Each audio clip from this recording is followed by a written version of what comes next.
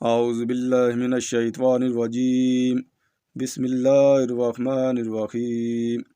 سورۃ النور آیت نمبر 19 میں اللہ تعالیٰ ارشاد فرماتا ہے، بے شک وہ لوگ جو ایمان والوں کے اندر فحشی پھیلاتے ہیں ان کے لیے دنیا اور آخرت میں دردناک عذاب ہے، اور اللہ جانتا ہے اور تم نہیں جانتے۔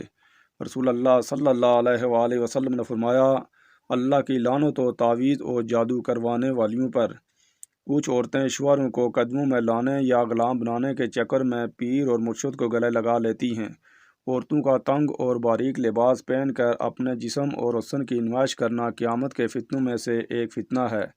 مرد کی شلوار کے پیچے ٹخنوں سے اوپر ہونے چاہیے اور عورت کے پیچے ٹخنوں سے نیچے ہونے چاہیے۔